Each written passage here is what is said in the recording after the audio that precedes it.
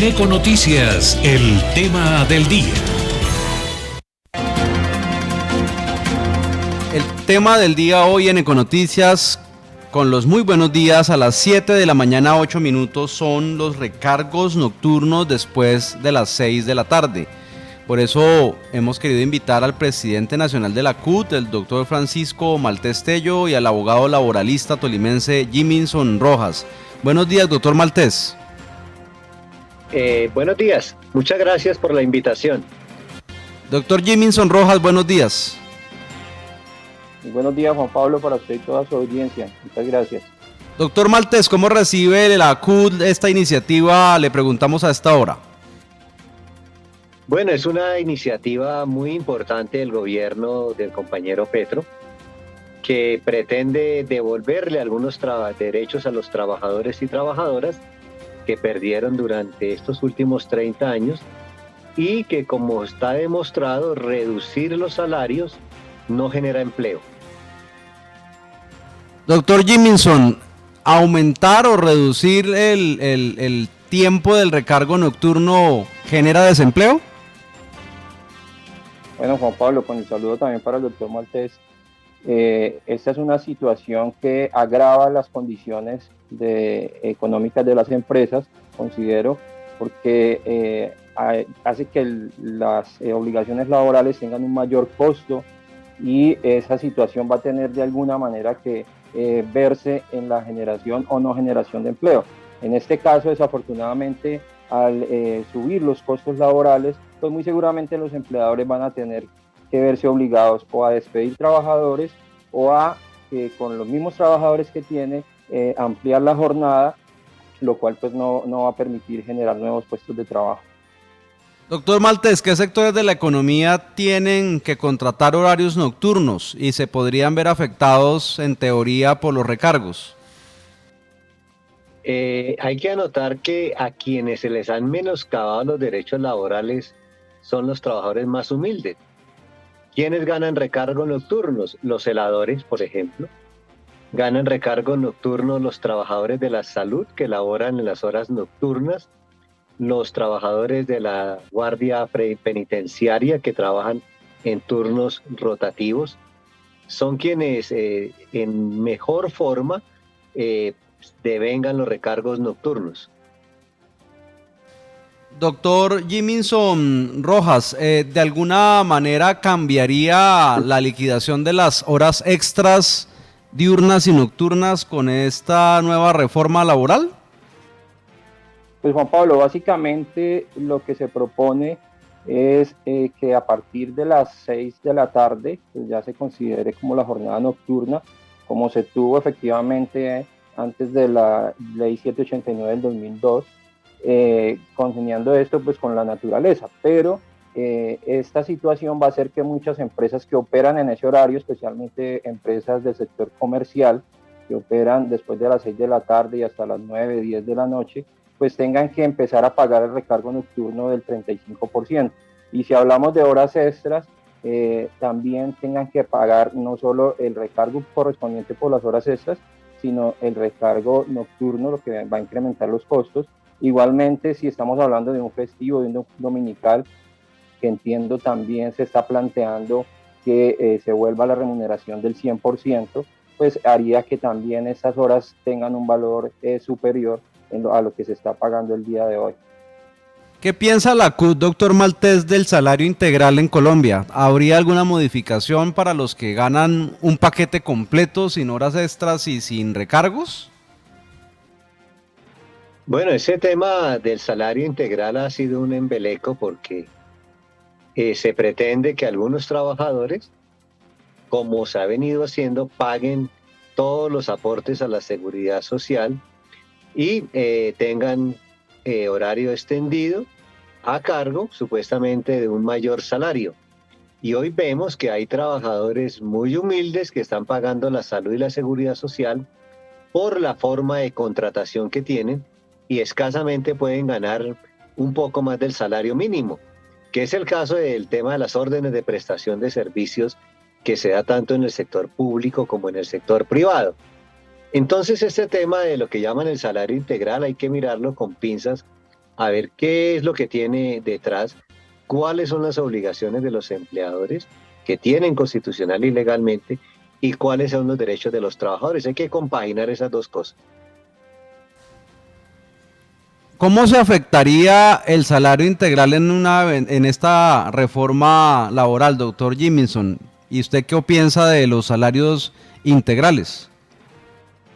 Bueno, el salario integral es una figura que, recordemos, contempla el Código Sustantivo del Trabajo para salarios superiores a 10 salarios mínimos, más un 30% de factor prestacional. Es decir, estamos hablando de trabajadores que están en un nivel directivo, en un nivel en el que esa remuneración pues permite que los costos laborales para los empleadores no sean tan altos, ya que pues se incluye allí las prestaciones sociales. Son trabajadores que además por la naturaleza de su labor, que son de dirección, de confianza, de manejo, en la mayor parte de los casos, que el mismo código establece que están excluidos de la jornada máxima legal. Es decir, es una figura muy especial que se aplica para muy pocos trabajadores.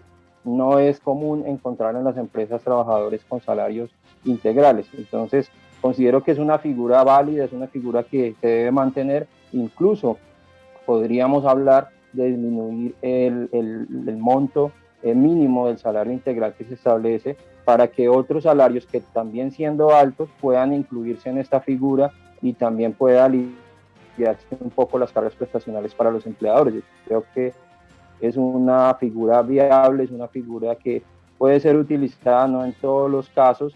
Entiendo que en el caso de que estamos hablando de los prestadores de servicios, de los independientes, pues ahí ya es una situación completamente diferente. No estamos hablando de trabajadores subordinados, sino de trabajadores que tienen diferentes ingresos o diferentes servicios a otras empresas. Entonces, pues ya ahí estaríamos hablando de una figura completamente diferente. ¿Cuál es el futuro de las órdenes de prestación de servicios en Colombia? Normalmente han sido, doctor Maltés, la cenicienta en nuestro país. Tienen que pagar cerca del 29% de seguridad social, entre salud, pensión y riesgos, aproximadamente del 40% de los contratos que tienen.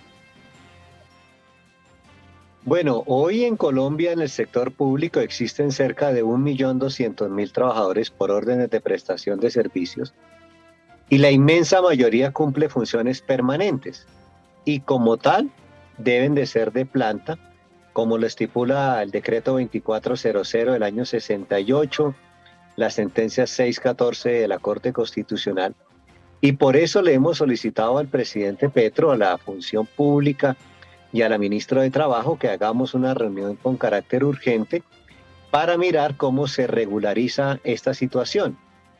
Se regulariza es que tengan un nombramiento legal y reglamentario. El sector de la salud, cerca del 90% de los trabajadores de la salud están por orden de prestación de servicios. Eso es inaudito. Los profesores universitarios tienen contratos de 9 meses. Entonces es una situación que hay que entrar a regularizar. Y también en el sector privado, donde hay cerca de 5 millones de personas que cumplen funciones inherentes a la misión de la empresa y que están vinculados de forma deslaboralizada. ¿Deben las OPS tener un nuevo contrato social, doctor Jiminson, donde si siguen existiendo no tengan que pagar costos tan altos de seguridad social? Juan Pablo, el tema de las OPS es un tema complejo porque digamos, quienes están bajo esta figura generalmente son los trabajadores independientes, una gran cantidad de profesionales de profesiones liberales que se ven sometidos a este tipo de contratación, específicamente en el sector público, en el que se abusa de esta figura. Encontramos muchísimas profesionales bajo esta figura cumpliendo horario, cumpliendo jornadas laborales, altas cargas de trabajo y asumiendo todos sus costos. En el caso del trabajador independiente, pues es quien tiene que asumir absolutamente toda la seguridad social, tiene que asumir todos los costos para generar su trabajo, sus recursos, tiene que asumir el pago de una oficina, el pago de empleados. Es decir, además el trabajador independiente paga impuestos desde cualquier suma de dinero que cobre a través de una facturación por prestación de servicios, por honorarios.